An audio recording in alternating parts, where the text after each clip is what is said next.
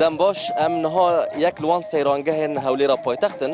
لودری وکو پاش من دیار دبه کوما نوروز تایبت کو جوان روجاوی کردستان پیکته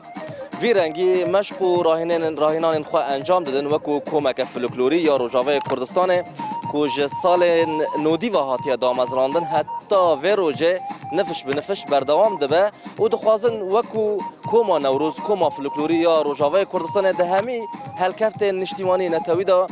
هبونا خواب چسبینن دوی درباره دا ده رهبر وی کومت گلن به محمد علی دروش دید گلن به از خودم زانیاری متر ور بگیرم کاک محمد اگر کرم که پیش کامیره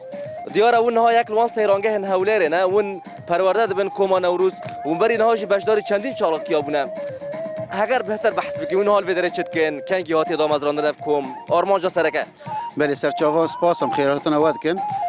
کوما نوروز کوبانی باقی تا پرسیار کریه 1990 هاتی آوا کرن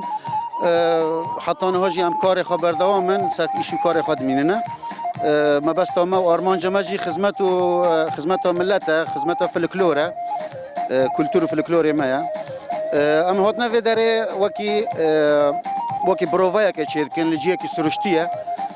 تزانی ملت جیوه هر ملت هبل دوره ما وی هوایه تگوت اون سال 1990 هاتن دام از راندن لهری ما کردستان پشتی اون پنابر بون و چه و دست جاره که جاره کدین و الهولره خو آوا کر و دست پیکر اون برین هاجی الهولره بشدار چالاکیان بونه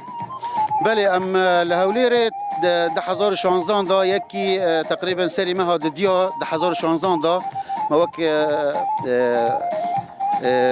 اعاده تشکیل جرا چیکر مجنوب آوا کر وک واجاندنه کنه مجرا چیکر و حتی نهاجی عمل سر کار خبر دوامن بالنسبه چالاکیان جی عمل چالاکی ها نشتمانی چه چالاکی ها نشتمانی هنه امتیاز بجدارن چالاکی روشنبیری امتیاز بجدارن چه فستیوال هنه لهولیره بن ریبریا وزارت روشنبیری دا ام دوان دا جی بجدارن وی هوایه پرسا داشته دکم ون کوم آواش چند کسان پیکته اگرش مرا بحث بکی ولا انجمارا ما نافبر بچوچک و مزن و کمیته موسیقی و شانو دا نزدیکی 54 شخص های سرچاوا محمد علی دروش یک جوان ریوبرین کوما نوروز و کوم دیبنن اف پرووا بردام تایبت کوما نوروز کو جوان روجاوی کردستان پیکته کو سال 1990 هاتی دام از راندن لهولی را پایتخت بجداری چندین چالاکی نشتیمانی و نتوی بونه و کو کومک خوابخش یا فولکلوری یا کردی